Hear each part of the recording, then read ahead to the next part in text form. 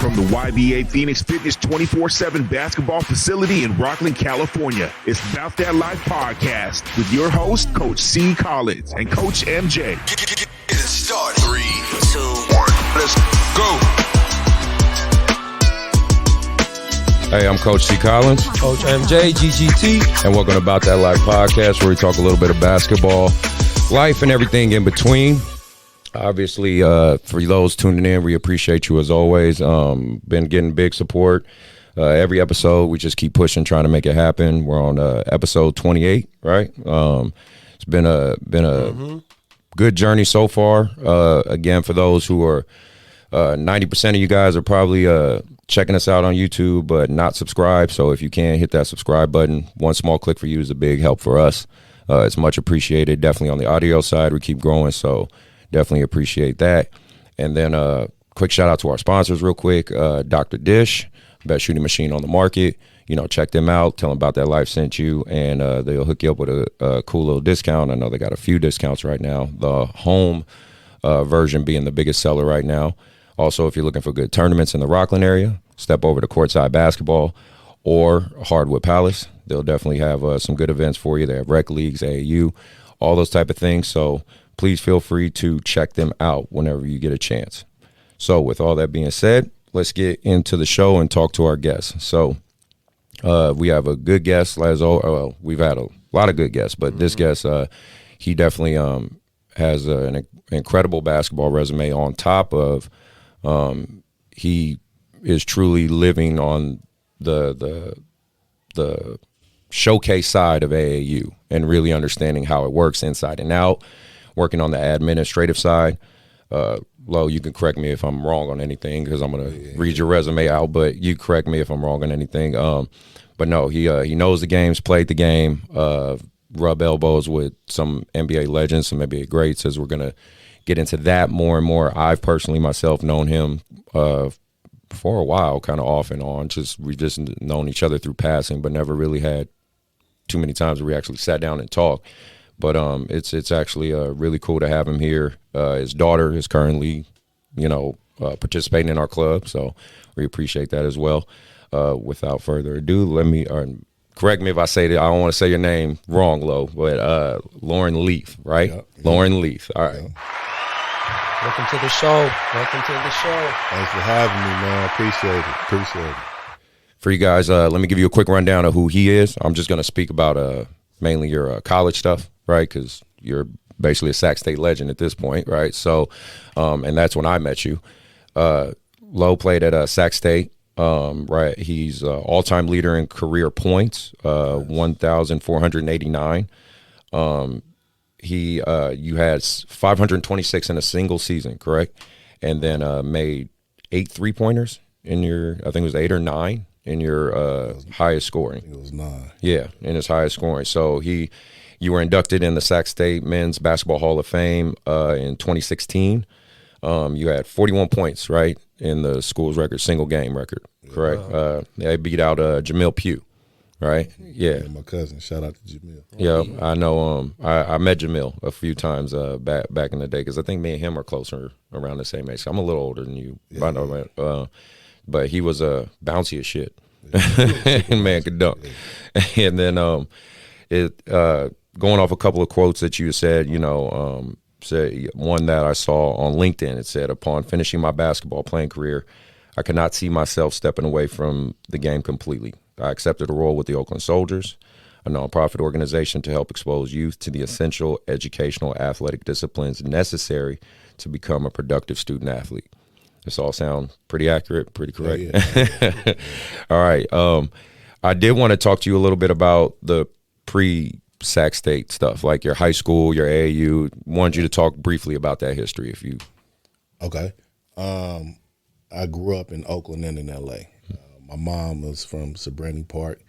My dad was from South Central Los Angeles, and I was back and forth my whole life. So I went to 15 different schools growing up. Wow.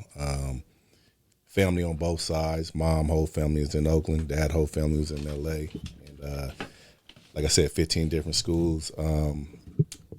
I graduated from high school in L.A., so after doing ninth grade year in Oakland at Bishop O'Dowd, and I finished in L.A.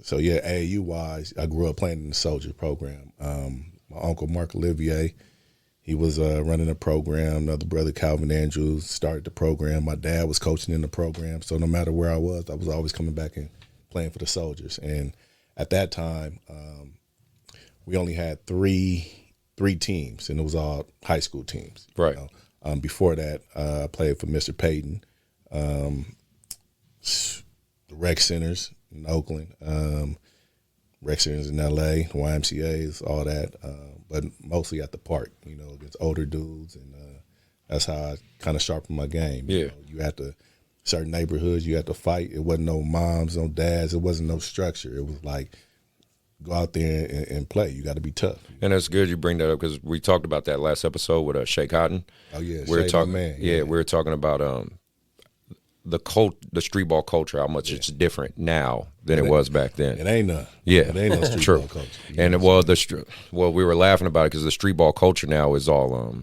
you know, a lot of YouTube videos, a lot of, you know, it's more show now, right? And I hate to say it, some of them dudes I'm seeing and the look of them, Yeah. you know what I mean? They couldn't come to my like, straight up. Exactly. You wouldn't even getting on the court. You might get your hands put on you. Right. You walking, what are you doing over here? Exactly. You know what I'm saying? So, that's exactly what we brought up. So that's just a kind of a strange thing, but it's just, I mean, hey, times change, things change. It is what it is. you know, in AAU too, in high school, that's when it got kind of crazy for me. You know, being one of the top middle schoolers, you know, and then high schools, it was like, yo, we want you to come to this high school, that high school, you know. I was fortunate to go to high school for free at the time. You know, at the time I was in Oakland, my home school was Castlemont. Nice. On 96 and Sunnyside. And, you know, the coach at Bishop O'Dowd at the time told my mom, like, hey, bring him up here. We'll take care of him. It's, you know, I want to say I would have been I think it was the third freshman ever to play varsity up there. Wow. You know what I'm saying? It was Derek Lambeth, Johnny Bryant, and then it would have been myself. So, you know, yeah, so it was cool. But then, like I said, AAU was always the Soldiers. I was the home team, but played on A Squad, Pump and Run, Spirit. It was a couple of them. Yeah.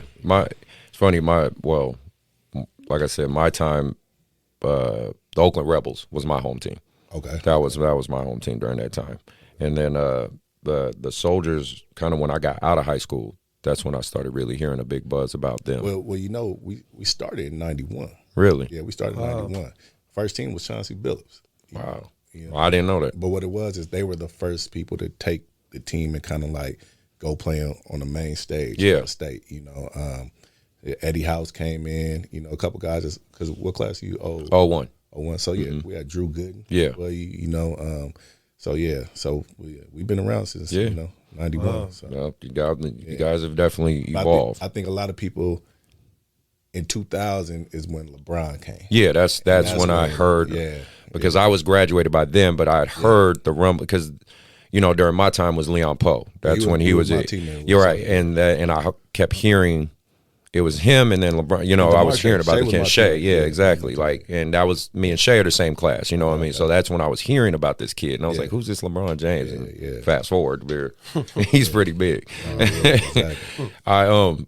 What's your overall experience in terms of? Well, I always lead with this question for any guest here because obviously we're mainly talking about AAU and trying to reflect on that.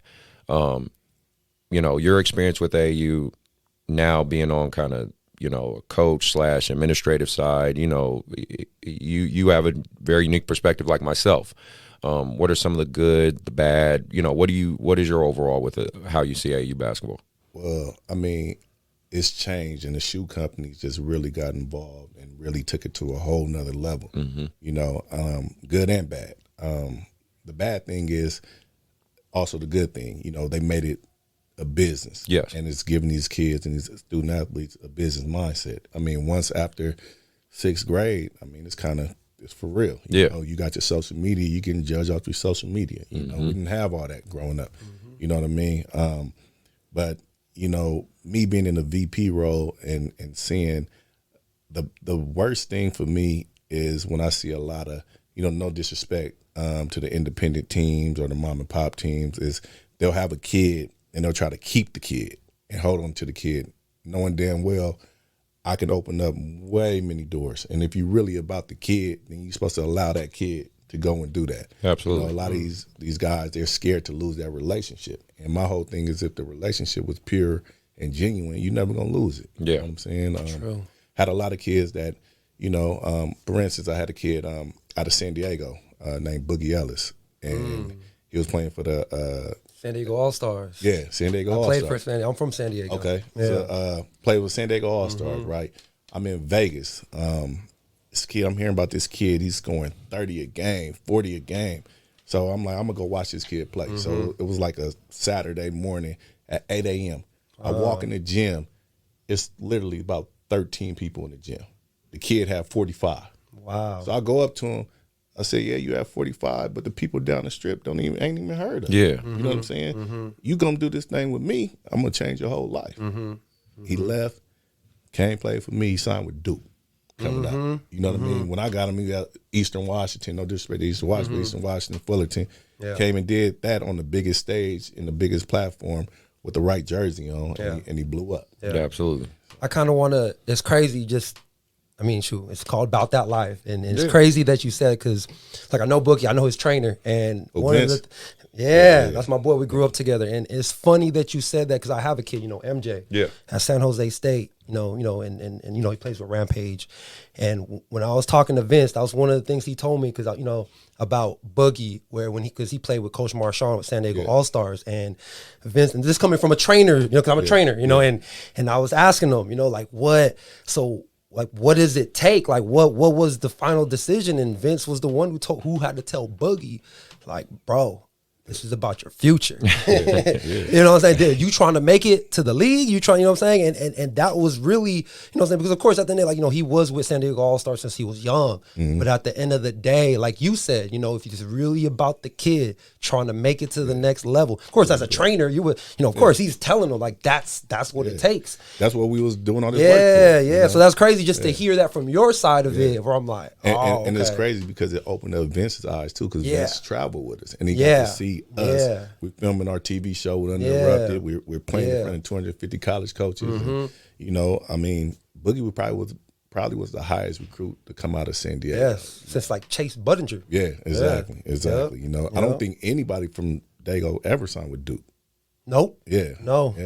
Even though he ended up going to Memphis and now USC, but to sign with Duke. Right. I mean, like, from San Diego too, because it's always LA. San Diego's always been trying to chase LA. But what's crazy is I have a San Diego chapter. I got Really? San Diego Soldiers. Yeah. Okay. So Yeah, we're going to talk about that more. Okay. I didn't know that. San Diego has a I'll wait for that. No, we're going to talk about all this. So no, that's great perspective. I'm glad you guys mentioned all that, because that's kind of the that's the stuff me and you understand that and know that, because obviously I deal with it here on the YBA side, not on your stage, but clearly I try to push kids and help them as well. I mean, no disrespect to YBA, my daughter's playing football. Well, yeah, but there's tiers to this shit. I think exactly. If I had to put a tier, I think I've mentioned this before, but that's what I've mentioned when I've mentioned the Soldiers, because I have relationships with a lot of those guys, Marshall and Benny and all those. My son goes and trains out there, right? But I say, like, YBA is Sac State, Chico. You guys are Kentucky, Duke. You know what I mean? Like, that's just. And it's funny that you said that, because it's like, I get a lot of calls about, hell, this kid over here, go check him out, so I can go recruit him to play for us. And I can go, and I heard Calipari say this, I like that kid. I just don't like him for Kentucky, but I like him for like a Western Kentucky. Right, I like that kid. I mean, Chris, you should go check him out for YBA. Yeah. I just know he can't be on this level. Right. And there's no disrespect to that level, because y'all sending people too. Yeah. You know what I mean? But it's like, we realistic. I know what we going up against. Exactly. You know what I'm saying? So, and you have to be realistic, and that's the biggest thing I try to tell parents, and that's part of why I even decided to create this show, because I wanted to create a platform where we could speak freely and really tell parents and people who think they know, like, there really is tiers to this shit. Levels. You know what I mean? No, again, I did a show where I talked to analytics. 7% of high school athletes get to play college. Only 7%. And how many of that 7 is D1? 1.2 or 1. You know what I mean? So I did a whole episode where I put the numbers out there, because I'm like, listen, You know, one quote I always say to the kids, I call it fighting for 7. That's what I call it. Hashtag fighting for 7. I said, you are fighting to be the 7%. Yeah. That's from JUCO all the way up. Yeah. That's just not a lot of wiggle room. You know what I mean? So parents with this misconception of every kid can play D1 or every kid they just don't. They don't even have the dedication. Yeah. I mean, regardless of it's 300 something Division I's. Yeah. And it's just the whole thing that these coaches' jobs are on the line. So they're having the business approach, so they make you have a business approach. I mean, from 6 a.m. study halls and weights and conditioning and class and practice, study hall again, the team meal and film. I mean, it's crazy. Exactly. So if you're not ready for that, don't even. Right. So I mean, I wanted to speak a little bit about, because like I said, I alluded to it earlier. Me and you've known each other a long time in terms of in the hoop culture. You know what I mean? I circle back to when we played in the West Sac League. when we were remember that back in the day, with Carson and those guys and Ashley and all them. And you know what's crazy about that?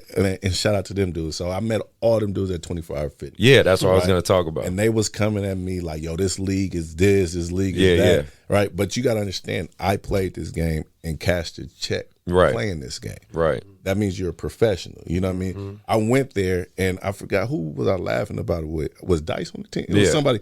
I had 40 in the first game. then I was just like, yo, I'm telling you, this is the difference of motherfuckers that just come and play it for fun and somebody who played it at a high level and the comeback. And I'm not where I was at that high level. You know what I mean? But it's just like, it's like riding a bike. And I remember that game because that was the first time me and Lo met or I got a chance because Carson, I was gone out of town. I was playing in Chicago at that time. And that's when they were telling me about you. They were like, dude, there's this kid named Lo, like he's a bucket, like he's nice. I said, okay, cool. Like, because I was in town just trying to get in shape and stay in shape. I said, let's do it. And he dropped 40. I had 29. That we both had that in the same game. I mean, that was my first time playing with him and watching him play. And then that's why I was going to talk to you also about Fulton. Like the back in the day, Fulton 24 Hour was like, it was jumping. Yeah, man. And we used to have epic battles. I mean, Saturday mornings and stuff like. I know I went at Low a few times. He damn sure went at me, and he kicked my ass a few times. I felt like this. Me and being a Division I college basketball player, I felt like when you go to these open gyms, you gotta kill. Yeah. But with me, I just step on the floor, I'm gonna kill whoever. I don't give a fuck if my grandmother her old ass shouldn't be on the floor. Right. And that was my mentality. You know what I'm saying? And my whole thing was, I felt like when my teammates they would go there, if they let anybody in there get the best of them, I'm on their ass because it's like, bro, they think they can play with, you know what I'm saying? So anytime. So that's why. But I also too up there at 24 Hour Fitness, I used to be like, nigga, I'm not just killing y'all. Yeah. Here to go some tickets. Come watch me kill this other cat. Like, I let that confidence scoring back to back. Like, I ain't just giving y'all up to 10 points. I'm giving 30s out too, so y'all can come see all this. And it was amazing watching him play. I just wanted to bring that up and reminisce. I kind of want to jump in before before we get into the stuff. Like I said, like Chris and like I'm new to the whole AAU stuff. You know what I'm saying? And like I said, I'm from San Diego, and I moved out here 3 years ago. I'm more when it comes to the training side and.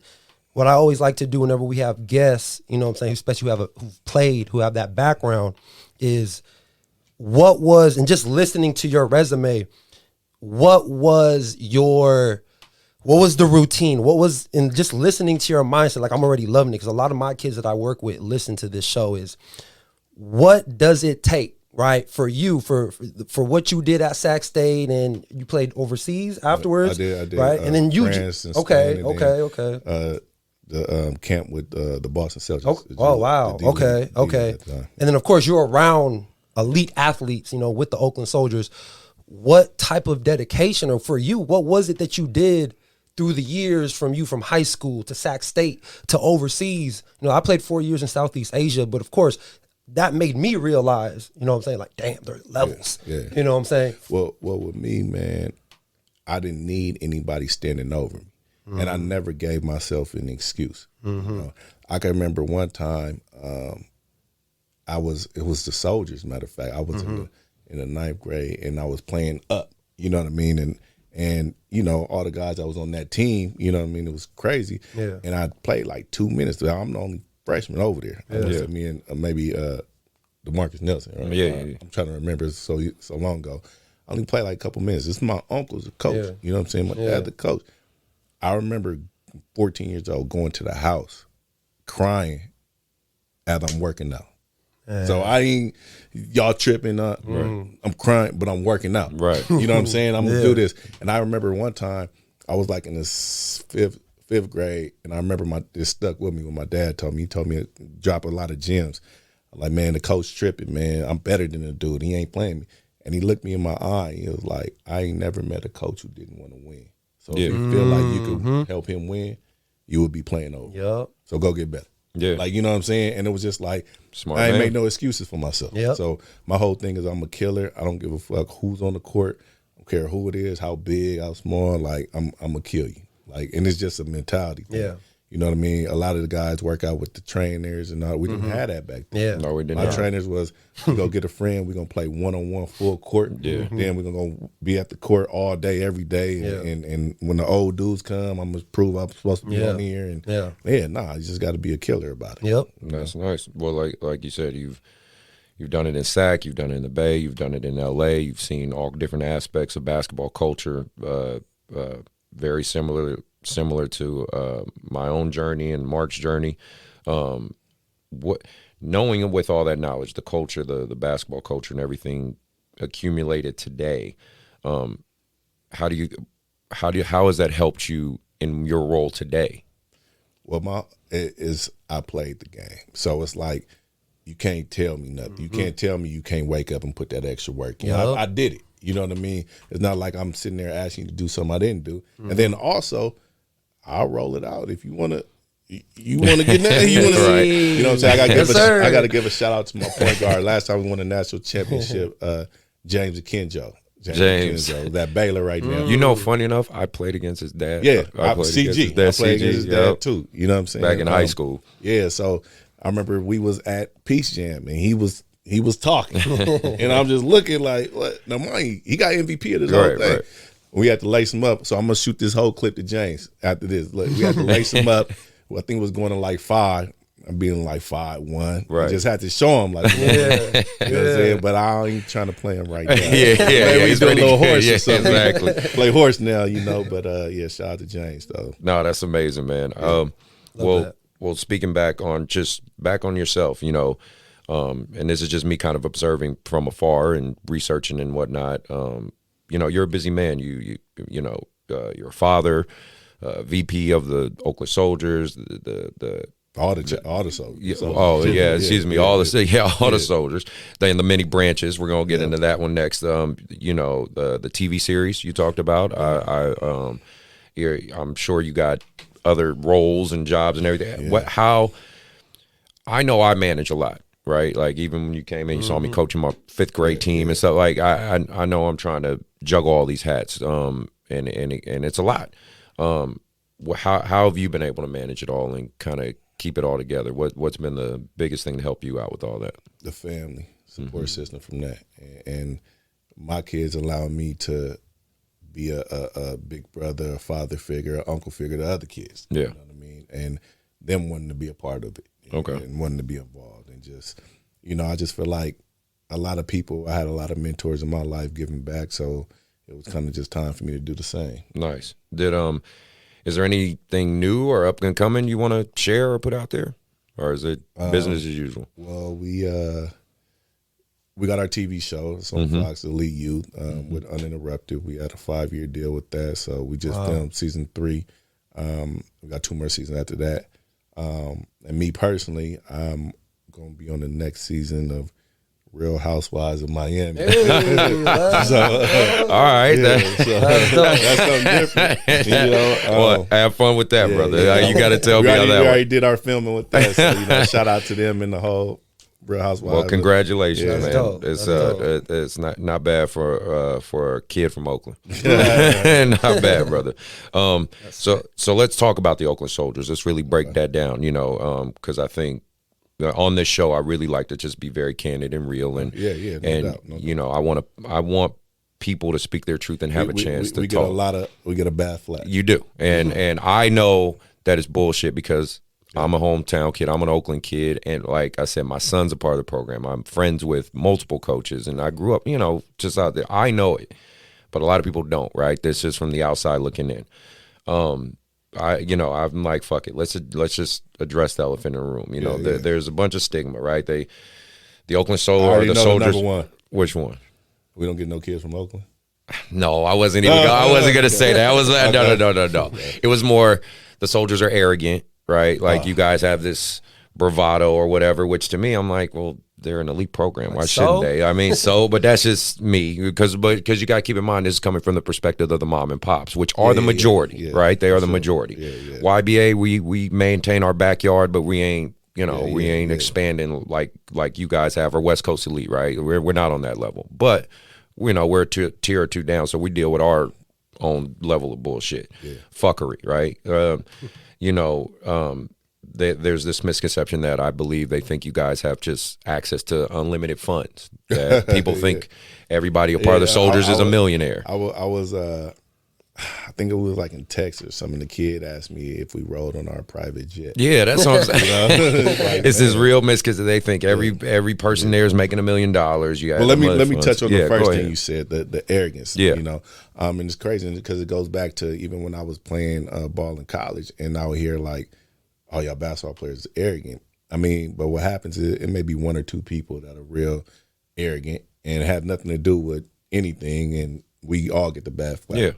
Me, myself, I'm approachable. I'm accessible to any and everybody. And as a role on the Soldiers, there's only one person above me, and that's my uncle, Mark Olivia, as the president, VP. So, I mean, I feel I'm not arrogant. I mean, if you approach me, I'm going to sit and stop and talk to you.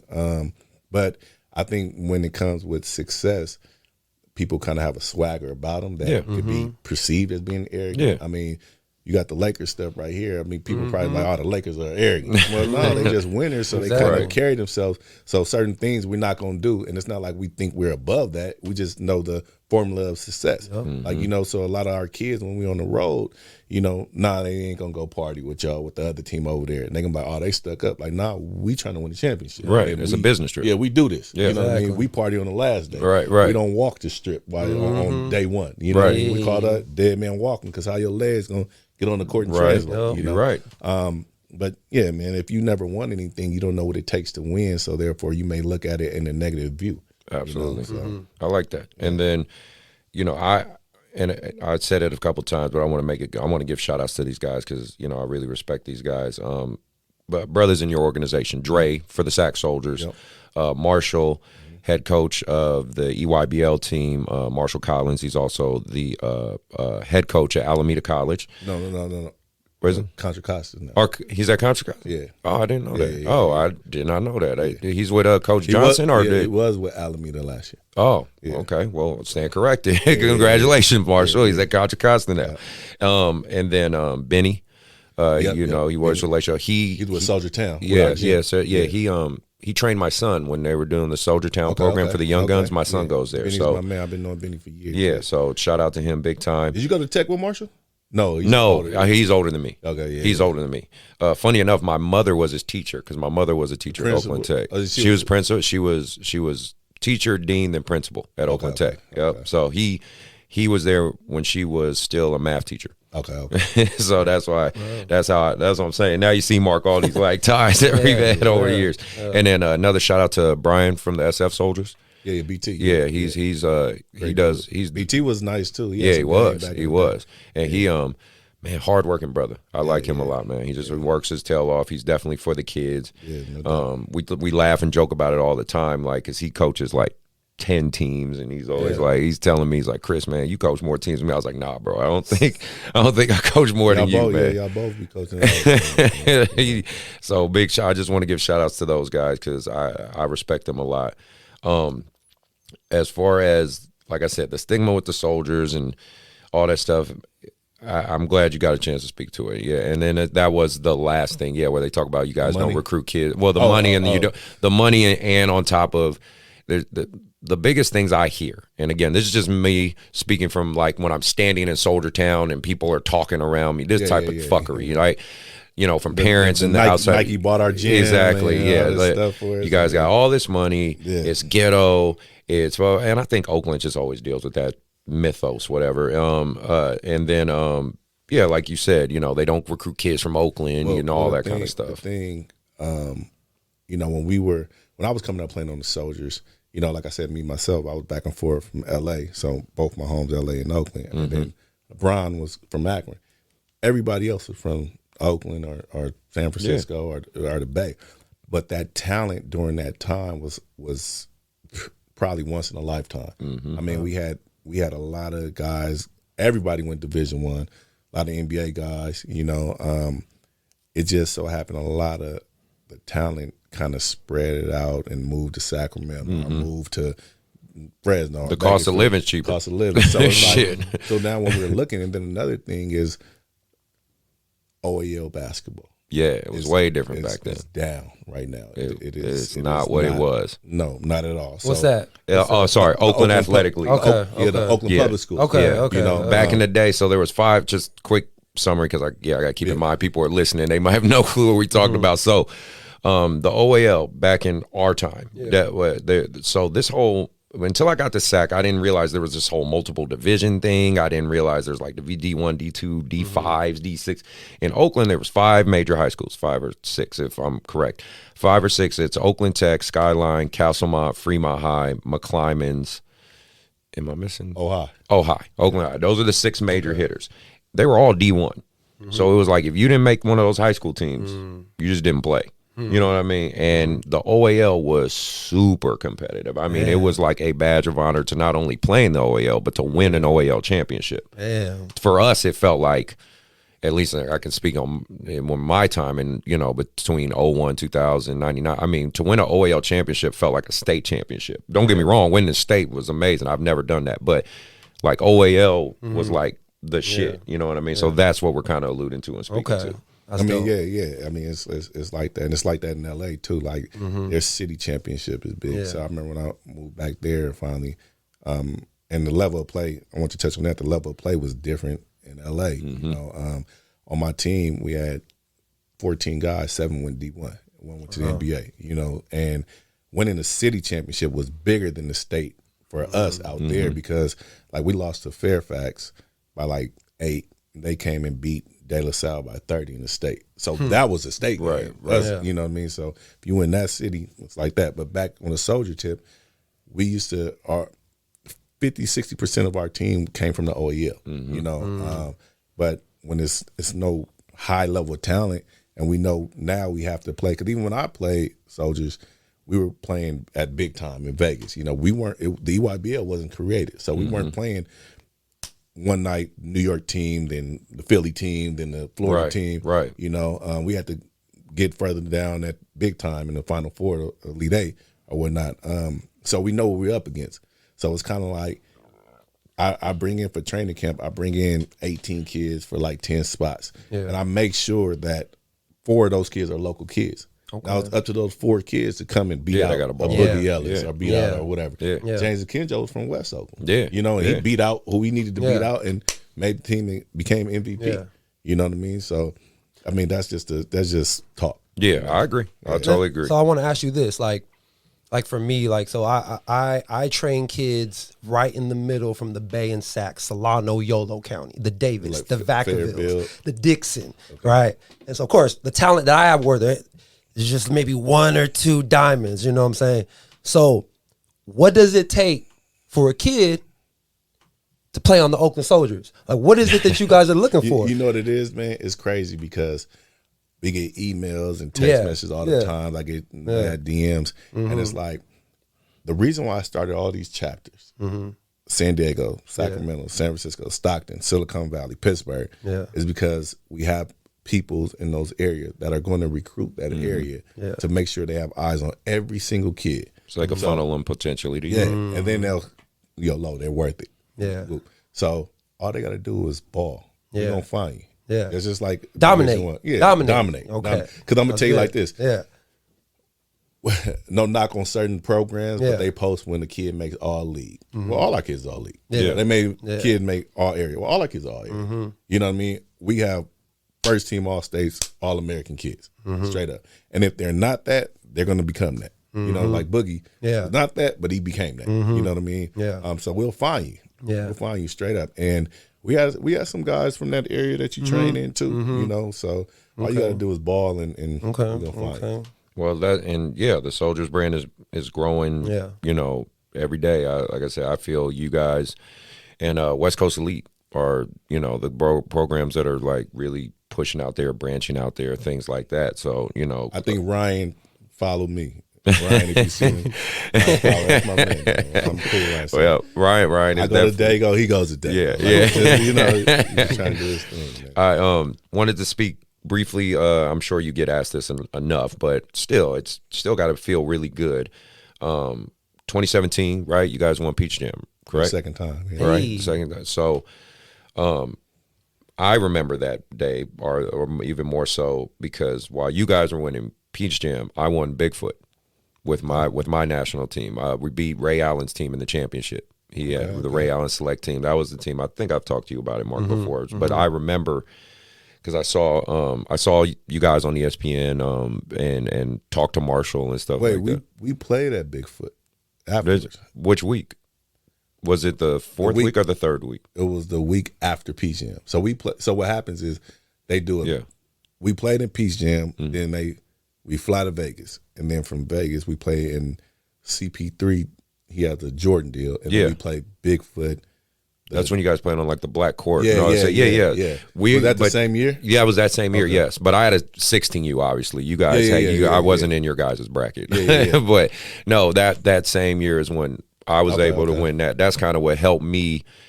I want to say get some recognition as a coach, right? Because I was just this random dude from Rockland who came in and beat everybody and beat Ray Allen's team in the championship. But I just really remember you guys, and obviously Kenjo, because it was just, you know, because I played against his dad and kind of was just really excited for that kid growing up in the same area I grew up in. I just wanted you to describe that. I mean, that feeling, you know, that it takes a team. That's before not to cut you off, I just want people to understand and hear this. It really does take a team to make this type of stuff happen. They don't know. Sitting down with parents, recruiting the different kids, trying to coach it, trying to travel. They don't know. I'll tell you like this: that team, if you would have asked me in the middle of the year, like that team went a session going 0-4, one of the sessions going 0-4. Then the following session, we had to win 4 straight games to even qualify for Peach Jam. Wow. We win 4 straight games. Then we go into Peach Jam, and it's like the NCAA tournament. You have to be playing your best basketball in July. March for the NCAA tournament, July 1st. And we just started playing, and we had a kid from up here, Mason Forbes. Oh, yeah, Went to Folsom High School at Harvard. We just started playing. We started winning. And then it starts to like, the staff starts to like look at each other like, yo, like, we win this next one. Like, we got a shot. And I remember the game. It was against Cole Anthony, who's in the Magic, PSA Cardinals out of New York. And when we were talking, we was like, yo, if we win this game, the matchups for the next 2-3 games, I think we got that. Yeah. You know, and it's crazy because they didn't pick us to win it. And the next game, they were like, oh, yeah, the Soldiers, the luck might run out. Bam, we beat them by 18. Then bam, we beat them by 20. And then we were up in the championship game. At one point, we were up like 23. Damn. Wow. Team takeover in DC, out of DC. And, you know, we had the smallest backcourt. We had James Akinjo, who was like 5'10".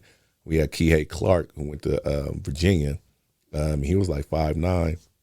Crazy as Kihei Clark. He won the national championship with us. Yeah. And the next year, he goes and starts for Virginia, leads the NCAA in minutes. Wow. And win the national championship with Virginia. So just roll in. But it took everybody, all hands on deck. It was no selfishness. Once again, everybody on that team, that's up till now is 11 straight years, everybody Division I. Division I scholarship on our top team. And that team alone, it was just, they start coaching each other. They start holding each other accountable. And it was just like, on paper, rolling in, we wasn't the best team, but we left the best team. Nice. The best team in the country then. That's got to be an amazing feeling, Number one brother. team in the country, yeah. That is really cool. I before we talk some more of the NBA stuff and all that, just wanted to talk with, again, like I said, observing you over the years and things like that, you have kind of a really cool, I want to just say overall cool lifestyle in terms of you just happen to know some of the right people and be friends with some of the right people. Like Mark, he's really cool with Nick Young. I remember, aren't you and cousins, right? You guys are pretty, like, that's your boy, like, you know what I mean? I remember you used to work the Jordan camps, right? I know you and Jordan, really cool. Wow. They had a great article about him when Kobe passed away. Wow. Because I don't know if you know my unique thing that happened with Kobe. I met him hours before he died. I was at the Mamba Academy when he passed away. So I actually met him. I was one of the last people to physically see him alive, right? And that was a whole big thing they did with me. But you really had like a relationship with him and his daughter, and I saw the pictures with you guys like courtside together and things like that. Wow. I'm just curious, how has that shaped your, life? You know what I mean? Because most people can't say that. You just can't. Blessing. You left out a couple other people. I got to give a shout out to my dog Pip. Okay. Scotty. Oh yeah. Well, no, I was actually gonna bring that up after I was led you, but I wanted to, because I remember they brought their kids play for it. Yeah, they played for you guys because we played when Brandon Cole was coaching our YBA 17U team. I think we were at Merritt College. No, Pittsburgh. Was that the Pittsburgh? High School. Yeah, it was Pittsburgh, and we yeah. made it to the chip somehow. Yeah. Somehow this YBA team. So we ended up playing their EYBL Soldiers team, and this was the time when Kenyon Martin Jr. and Scottie Pippen Jr. were on his team. And Boogie. Yeah. Oh, all three of them? Wow. Yeah, and so they ended up kicking our ass. But no, I remember seeing them, physically seeing them, and I saw Lowe's, said what's up to him, nodded to him, and it was literally like him, Kenyon Martin, and Pip kind of just hanging out and chilling and talking and stuff. But so what's crazy, man, is I'm blessed to be in the room and rub shoulders with a lot of guys that us in our age group looked up to. Yeah, I was a big No Limit fan. Hey, Master P yes, sons played for me too. Yeah. wow.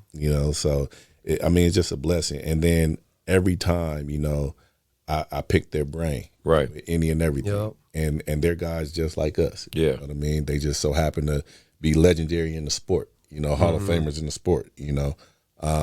But man, like I said, it's a blessing. And then when you do right by people's kids, they want to help you. And they want to do right by you. That's nice. If everything is genuine, then any doors or any way they can help you, they'll help.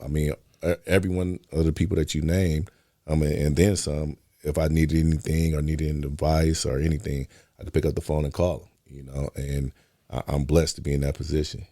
Very cool. That's very cool, brother. I last couple questions. So is there programs out there? And again, I just kind of want you to speak on this because, again, the main emphasis is AAU. Are there programs out there that you kind of look at that you really like, respect, and look at like, man, they're doing it right? Like, if you got a top, I respect I respect the Rebels for just being historic in the city of Oakland and how they started off. And it's crazy because they would never think like me will have respect for them. Right, right. I love what they do. Yeah. You know what I mean? I respect YBA out here. I respect Appreciate that. a lot of programs for what they're doing. You know what I mean? I don't respect certain individuals that are doing the things like I said. You know what I mean? But as a whole, in these programs, man, I respect anybody that's helping kids.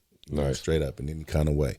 Now they may need to be coached on a little bit way on how they're doing it, but if you're giving your time to do it, I respect you. Very cool. Is there any programs you view like as a rival? Like, I always speak on this show about like, your rivals help push you and elevate your game. Is there guys, certain programs you're like, man, that's, Our it's crazy, man, and not to, down anybody else. Our rivals are from out of state. The Mac Irvin Fire out of Chicago, Team Takeover out of DC, Mocan Elite. Those are kind of like our rivals, and we're not including the Fire, us, Takeover, and Mocan. All three of us have 2 national championships. We were the first program to have 2. Wow. Then Takeover, and then Mocan, and we're the only program west of the Mississippi to ever win it. national championship. So those are our rivals. So we all have this friendly kind of battle and rivalry. Who's going to be the first of 3? Right. It pushes you to want to step your game up, right? Because and you know what's crazy though, man, and like you said, we played YBA in our tournament. You know, a lot of people don't understand this. So when we play YBA, we had practice, like a full-fledged practice that day, 2 hours before the game. Like we try to emulate the EYBL. Right. And we know, like you said, we won by 25. We didn't have that practice. We probably would have won by 50. Right. But it was like, no, because we're not going to get a good game out of that. So we're going to make it that way. I remember that 2017 team, right before we went to Peach Jam, we were playing in Jerry Freitas' event. The week before. Yeah. Nobody wanted to play us. So they called City College to play us. They won the state championship that year. Wow. We beat them by 25 and then rolled out. But it was just like, so when guys are say, man, you guys only beat us by like 5 or 4, I don't even tell them and bust their bubble. I'm like, dude, we had a double day of practice. Yeah. We made them kids practice at 8 in the morning, then 12 to play y'all at 4. Yeah. Right. Like, you know what I mean? So it's just certain levels. You know what I mean? So exactly. But yeah, man, like I said, I respect everybody out here. Cool. Well, let's move on to some hot takes, right? So, school. I can't talk bad about. Are we in the NBA side yet? Not yet. Okay, Not yet. I know you got to be selective on some of the things you say because these guys personally. Yeah. But no, before we get into that, just kind of some I feel needs to just have commentary on because it's going to affect a lot of kids. I don't know if you've been catching some of it, but I have. NLI stuff? No. None of that.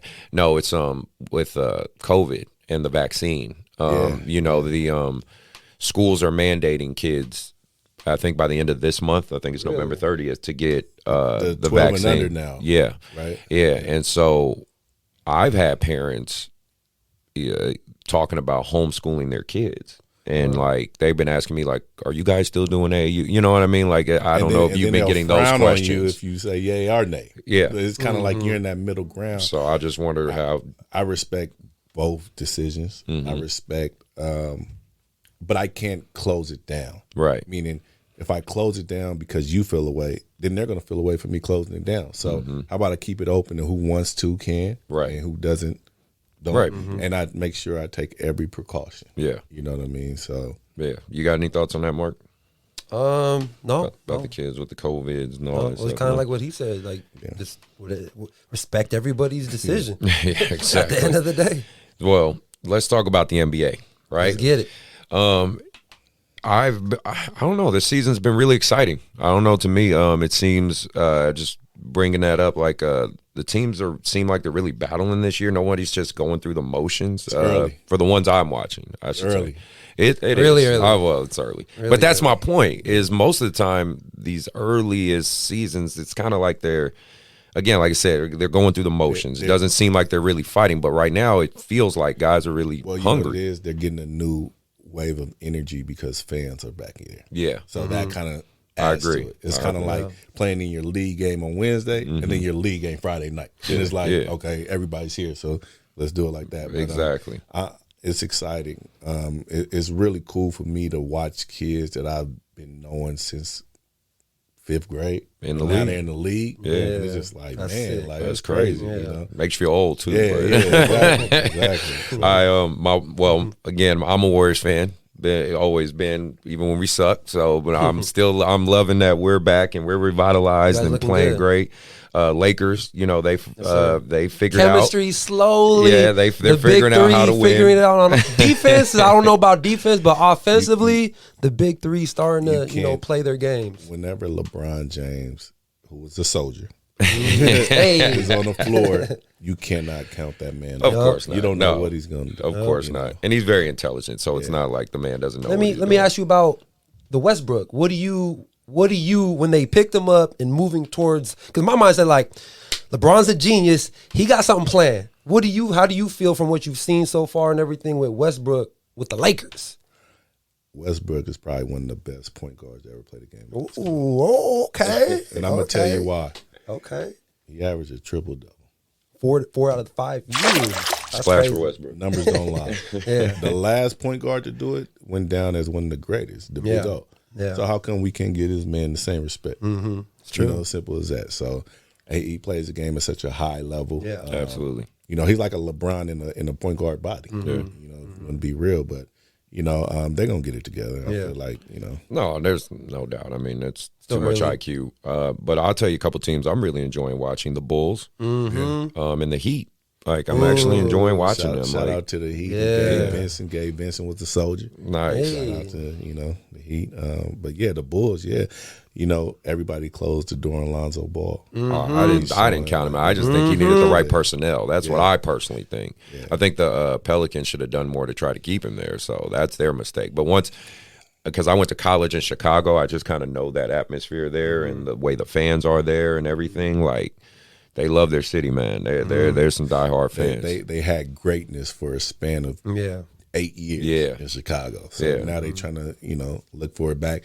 Derrick Rose kind of gave them a little shot in the arm when he of came. course, you know what I mean? absolutely. And he was a hometown kid, exactly. so that helped Hometown big kid, time. yeah. So no, it's I think a couple episodes I said when Lance was here, I talked about Bulls have one of the top starting fives in the NBA. So I was glad my calculations were right on that because they're out there killing. But like we said, it's all early. So Who right now?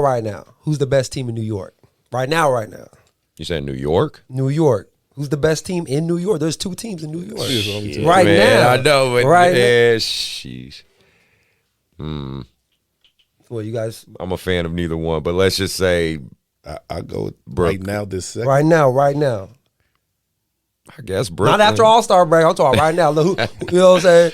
You think the Knicks better? It may be the Knicks. Maybe the Knicks. They've been playing some ball. It may They be the have. Knicks right now. They playing some great ball.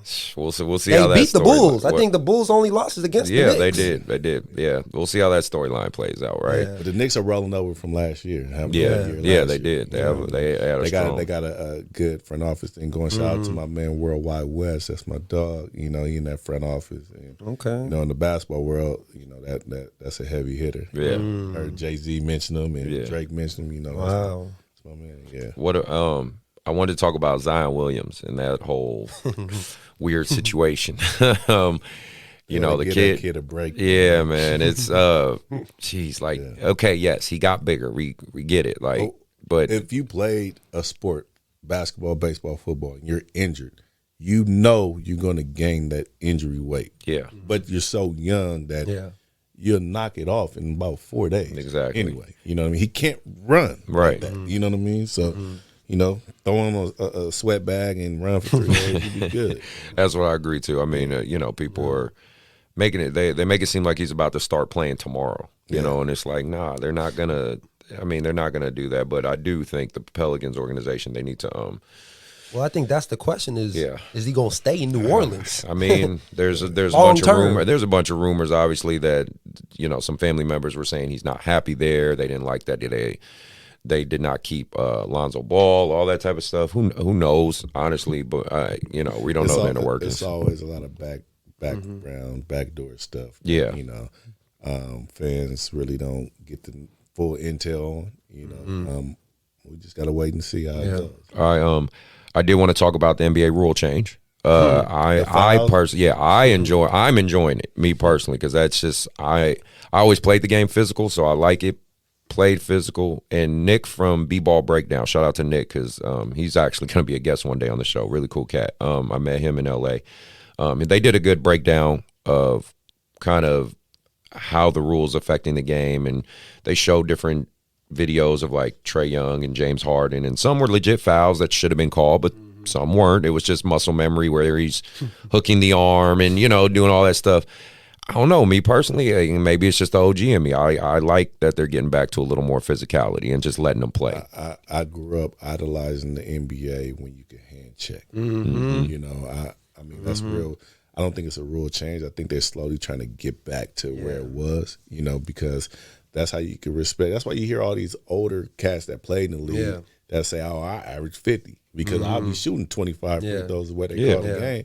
You know, Gary Payton is a defender because he could hand check with his big hands and stuff. You know, so I mean, I'm tired of watching the softness of the game. You know, that's why I like college a lot more. You know? But the NBA, it was made for entertainment at some point 10, 15 years ago. So that's why they start calling the fouls. Hey, we want to see such and such do his thing. So get your hands off of it, you know. So, but I think right now they've hit a sweet spot because I'm seeing more and more commentary on the internet about how people are enjoying this brand of basketball. They are like, man, even like younger, like 20-something-year-olds and stuff. They're like, wow, this is actually really cool to watch. You know what I mean? What about you, Mark? I feel like it's like a perfect example is Gary Payton II. Like he's been locking up for the Warriors. You know what I'm saying? And the role that he is, and I feel like what's going on with the rules right now, like it's kind of bringing back that perimeter defender mindset, you know. And I feel like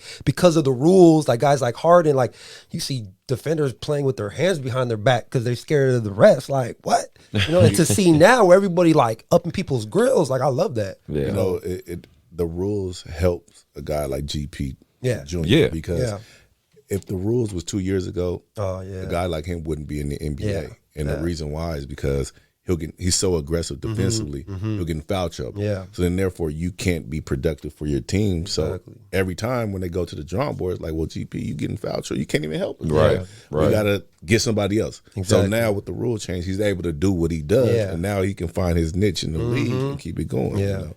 So it's good for guys like him. Solo, for you, what's your favorite NBA team?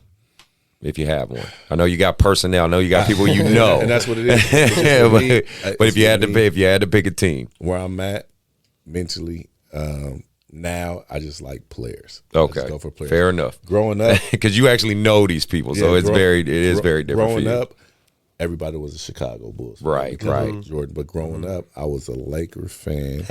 Because of Nick the Quick. Nice. Van Axel was my dude, and then I loved Tim Hardaway. All right, fair enough. But then as I start playing, I start watching different guys, and I start idolizing guys. Like Ray Allen was one guy I just really could watch shoot all day, every day. You know, and his work ethic was crazy, man. Yeah, you know, and just start looking at players, and then when you start playing with them and against them, then you start rooting for them. And now I'm at the point where I watch them grow up. And I'm rooting for those guys. All right, fair enough. Very cool. Getting back to high school and all that stuff. So high school tryouts are this past couple of weeks. So shout out to you high school guys, because I know you guys listen to the show. You know, have great tryouts. Be safe. Please, no injuries. Take care of yourselves. You know, we're happy basketball's back for you guys because you get a full season. So I definitely am excited for you guys. Making them get the vaccine? They're making. Yeah, they are. So that's why I brought that up too, because there are some. Like even I think currently I just saw it from Steve Williams at Sac State. There's a player that got a religious exemption from doing the vaccine. Tall, dark-skinned kid. But they're still not letting him play on away games or something like that. And so that's what I'm saying. You're going to have a lot of these interesting storylines, and I think it's hitting in the high school too. Certain colleges won't allow you on campus. Without the vaccine. So that's true. We're doing that at ARC. So, and then it was another one. I think even Capital Christian High School, they're trying to get into a different division because they're a religious school, and a lot of them don't want to do the vaccine. So that's what I'm saying. It's all these weird kind of storylines. So, you know, for the kids who did get the vaccine and you're ready to play, you know, good luck and have a great season. You know what I mean? I mean, for the first time they get to play again, I mean, I'd have been crushed if I couldn't play, you know, basketball, in high school, and you just take that away from somebody. Like, I was cool with not having to go to school. Right. But, you know, basketball, right. You can't take that and it affected these kids big time.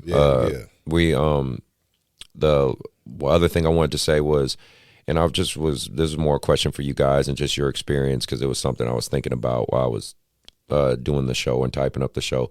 I know I've run across at the high school level, coaching it, training it, things like that, like at actual schools.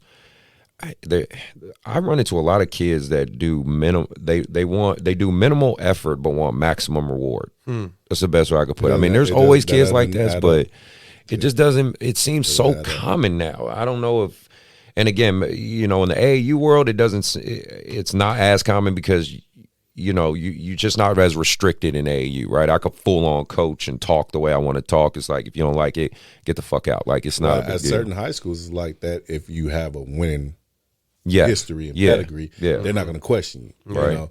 If you're that mediocre guy, then it's like, yeah, you can't talk to my kids like that. You know. But if you look up and you go in their office and they got all these banners and you know, it's like, okay, well, there it is. You're doing something right. I'm just curious, where do you guys think it comes from, though? Do you think it's the social media aspect? Do you think it's just the cultural shift? It's soft-ass parents.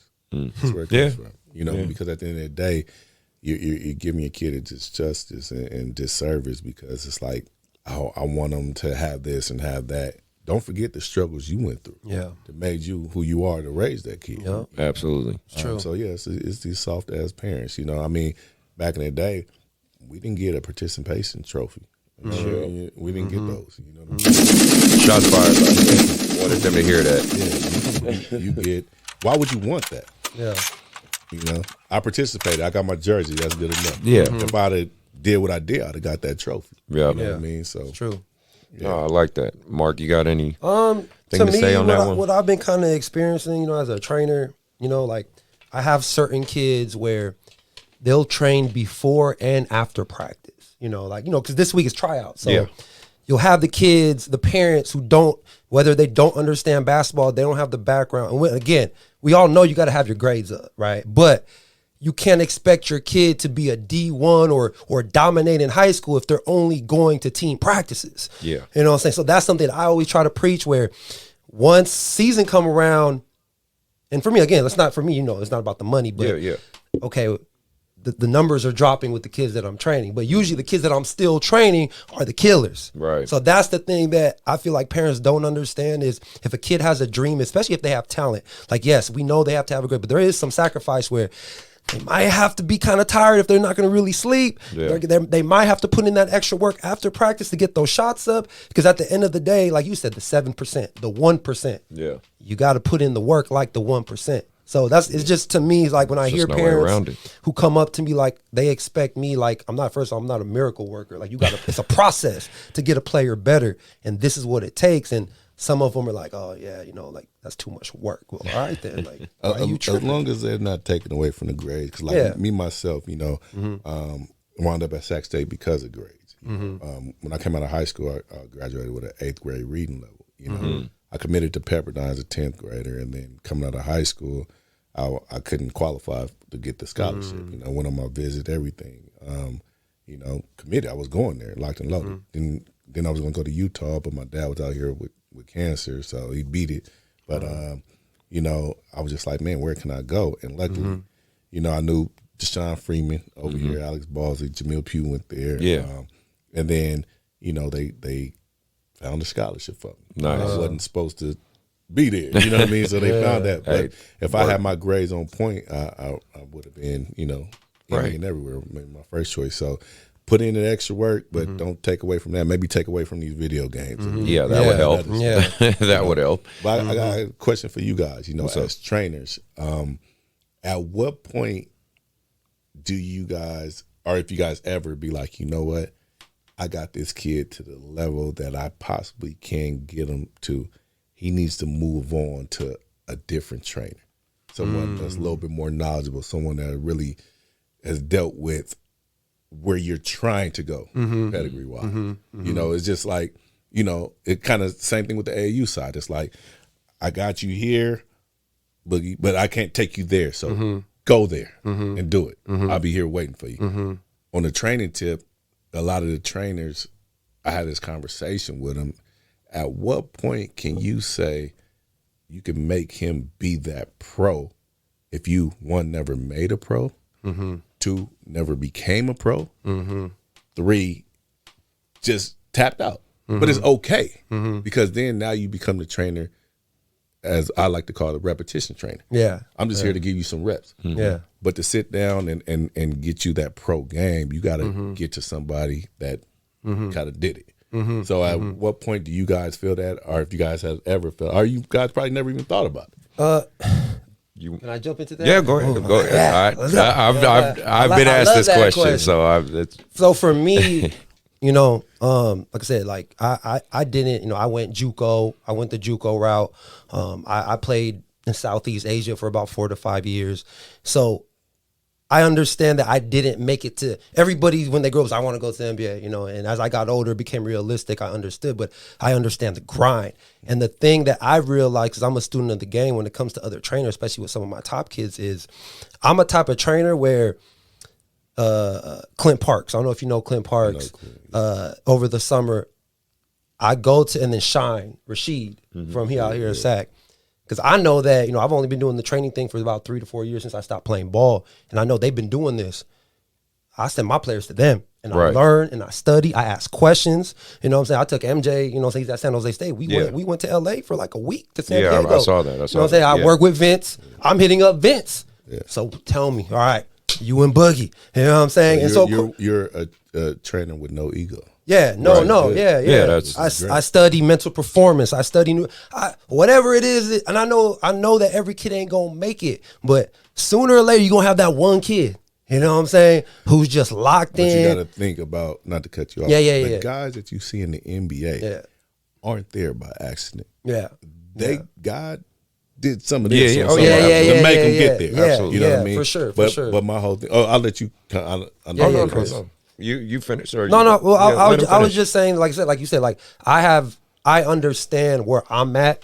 You know what I'm saying, as a trainer and trying to learn, and I also understand the kids that I have, and so for me, like I have no problem at all, because like you said earlier, if you really about the kid, you know what I'm saying, you gonna let them shine, even if it gets to a point where you got to let them go. And the family and the kids gonna respect you. Exactly. They're gonna come back. Because you could have. It's a lot of trainers or AAU guys that held that kid back and really fucked up their future. Yeah. Ego. And made some bad decisions for this. It's a lot of them out here. Or even throwing that out there, but because I'll call the shit out because I see it, and I'm sure you see it all the time. They want to attach themselves to that kid because they want the residual shine, right? They want to be, I made this, you know what I mean? Like, instead of letting that kid have his shine, you know? So you're right. You're absolutely right. But to answer your question on my end,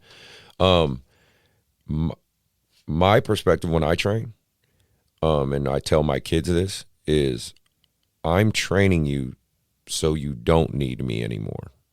I train with the intention of, I've given you all the tools, what you need, so you can move on yourself. And wherever that leads you is wherever it leads you. Like, I look at it like this, because I got my degree in kinesiology, right? And, you know, they talk about the human anatomy, science, all that stuff. Well, one thing you recognize, and one thing we actually talked about in class, is how does the diet industry stay in business?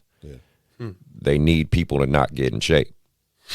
You know what I mean? Like, they give you the quick fix, you're going to lose 10 pounds. But if everybody got in shape, you know, Slim Fast, Jenny Craig, they're out of business. But that's why you see some of them falling out. Jenny Craig, I haven't heard that. And it became yeah. It was Herbalife. You know right. What I mean? So I want to break that concept where, because a lot of trainers typically do want their kids to only stay with them, only train with them. I try to train my kids and tell them, listen, the things I'm teaching you is the foundation.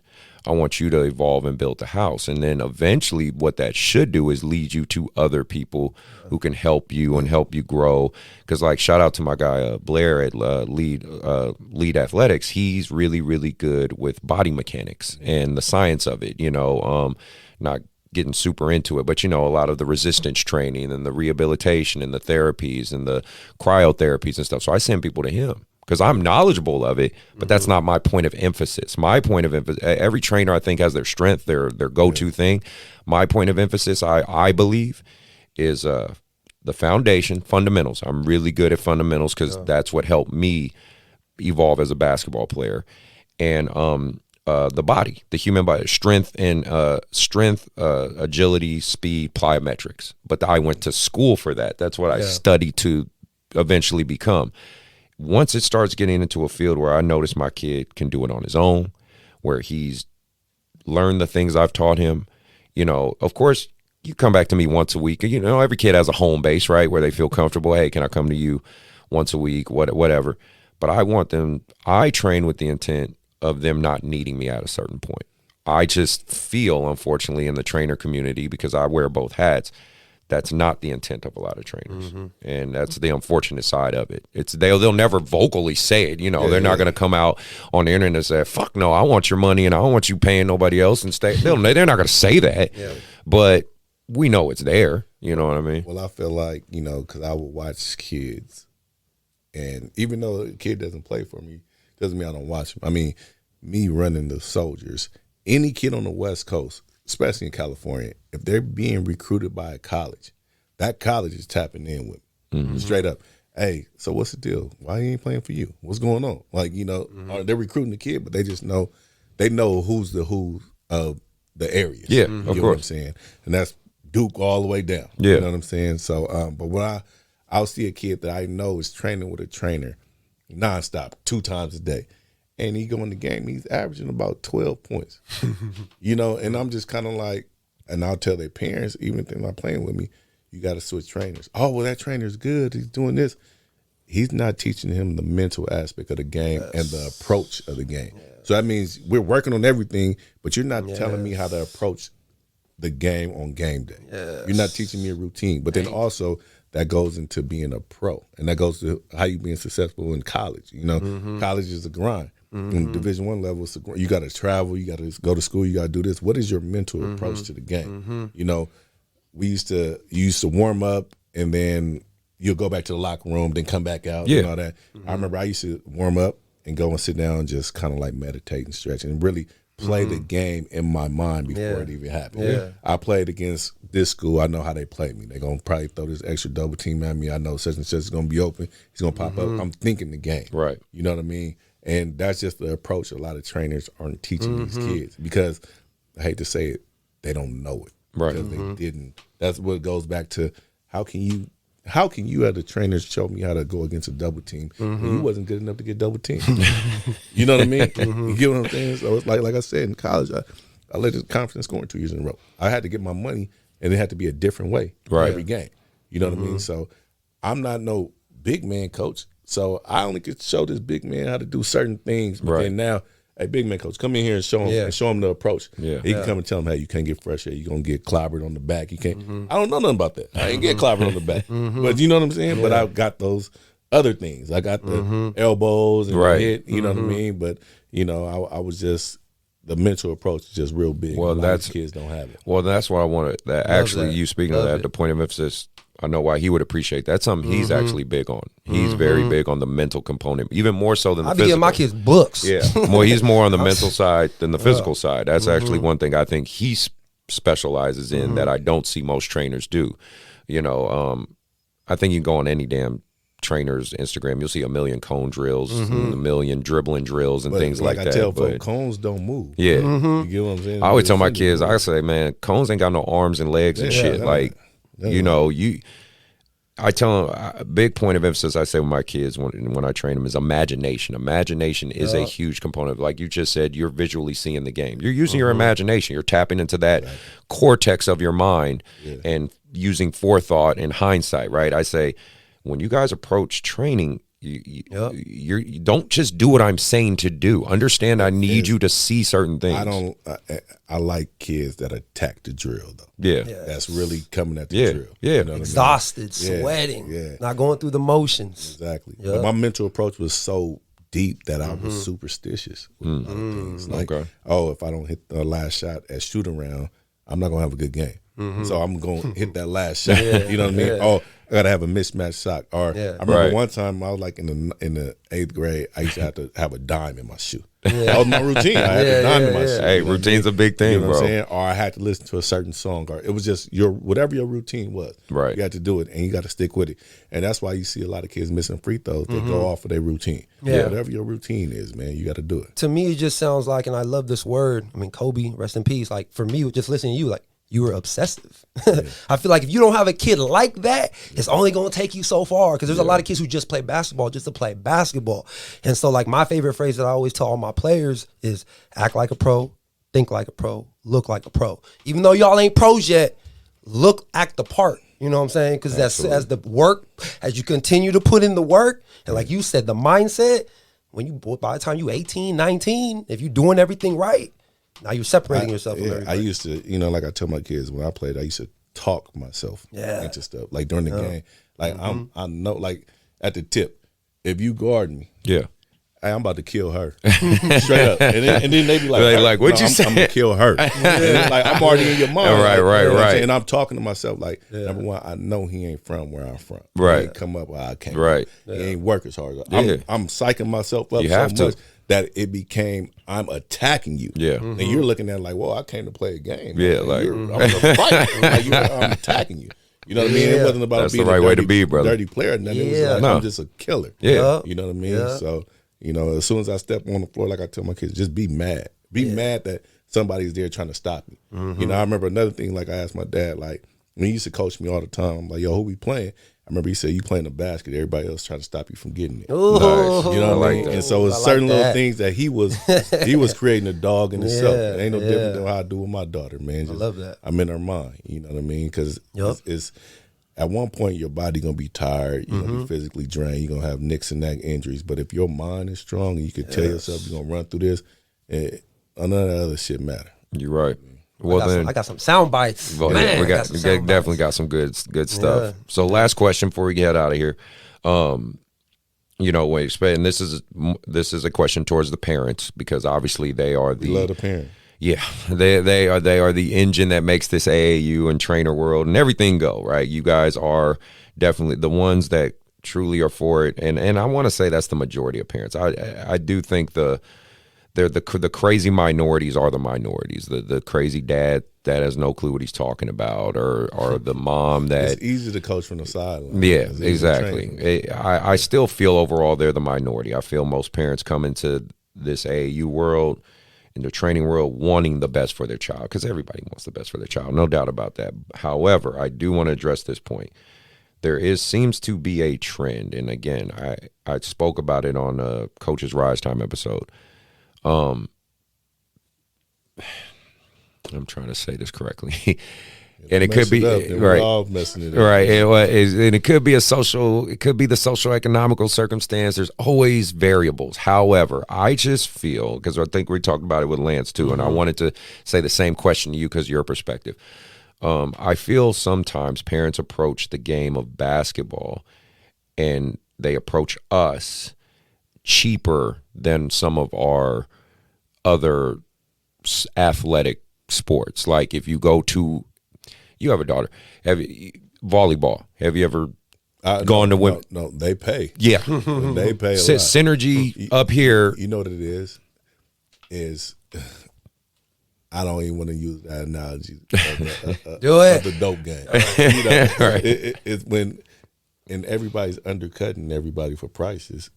I don't care what this trainer's doing. He's $20 an hour. I'm going to just go over there. He could be making my daughter do whatever. Right. That's how people are thinking. And they're not thinking, okay, if their costs a little bit more, they're probably a little bit better. Right. You know what I mean? But my whole thing is invest in your kids in the early stages. So in the long run, you don't have to. I have no student loans. Yeah. Never had it. Never had to take nothing out because I got a scholarship. Yeah. You know what I mean? My parents invested in me their time, their energy. Yeah. You know what I'm saying? And that's what I say, man. So if you really think about it, if it's a real legit trainer, you can invest that little money. That's more than, that's less than $30,000 a year for college. Yeah. You know what I mean? Right. The way the trend is now, it's going higher. Yeah. And it's a cultural demographic thing. Yeah. I mean, and again, we understand there are certain kids in tough circumstances. We try to help all we can, right? But I just feel overall, and this is just my lived experience being in Rockland, being at YBA, things like that. You have no problem, right? Yeah, son, you would think so. You would think, how you've been around enough rich people. How do the rich stay rich? Exactly. Yeah, exactly. But the thing about rich people, 9 times out of 10, they're successful people. Yeah. Successful people love results. Yes. So if you're giving them results, and little Tommy and Timmy they couldn't chew gum and walk at the same time. That's why we have now a they business. made the team. But that's why you have this facility. Yeah. That's why, because because Ken G, shout out to him, founder of YBA, he has built an incredible machine here that I've been lucky enough to be a part of. Yeah, I watched how he coached those girls, and my daughter being 11 years old, and I was like, I want her to play for him. Nice. And it's crazy to the irony in watching my daughter put on a YBA jersey or anything that's not Soldiers, right? Whatever it is, and it's just, she asked me, like, you want a t-shirt? I'm like, nah. I'm here to, that's Ken, man. That's Ken. That's funny. But that's the thing is, like, parents, this is more or less just what we're saying to you from our perspective. Invest in your kid.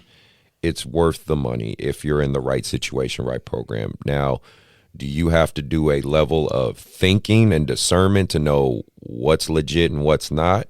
Best way I can give it to you is like this. You got Burger King right here on one end. You got McDonald's on the other end.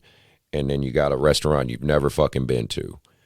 Maybe go with Burger King or McDonald's because at least you know what you're getting instead of. Yeah, I say this, man, with all this Google and all this, you can just search who you taking your kids to. True.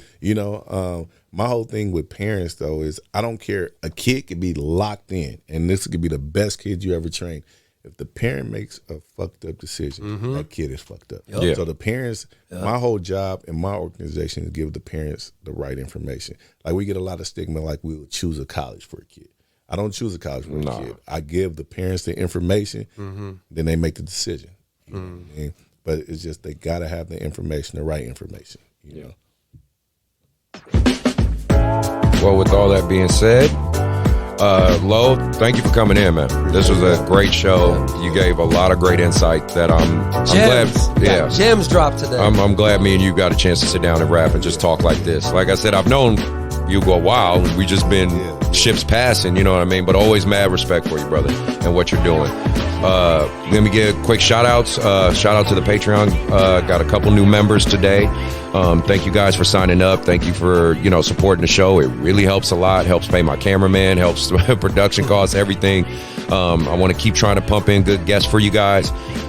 Still hoping to get Bobby Jackson in when he can finally actually be here. I was just with him yesterday. You see, that's what I'm saying. He knows. We talked about him doing this show. Remember Lance was with him? Yeah, right? Lance was with him. He's just Lance, comedian Lance. Yeah, Lance did the show. Yeah, man, it's just all over the place. But no, thanks again, man. I really thank you for taking the time to do this and maneuver your schedule and whatnot, man. Links for Lo will be in the description. I have his social media links. I suggest you follow him, watch his show. I guess now you're on Real Housewives. So congratulations with that as well. Mark, you got anything? No, man, it was great meeting you, man. A lot of knowledge. Thank you. Okay. Oh, last shout out to West Coast Legends. If you're looking for jerseys, sublimation, any type of uniforms or anything, give them a look, give them a holler, let them know About That Life sent you. Everybody be safe out there. Again, appreciate you hit the subscribe or like. If not, one shout out. Oh, go ahead. December 18th in Sacramento, we're doing a tournament for 8U to 14U, and we're going to have the Made Hoop Circuit staff in the building, the scout team. So December 18th, look at the it's going to be in the Sacramento area. Yeah, it's going to be Sacramento area. So very Made cool. Hoops will be in the building. So if you guys, that's a big circuit for these young kids. If they want to go in there and get seen, and hey, go play in that tournament. Absolutely. Other than that, everybody be safe. Like I said, have links for Lo and follow this man's journey. He's a good dude. He's working hard for these kids. Just everybody be safe out there. Enjoy your life, man. Have a good day, and we are out.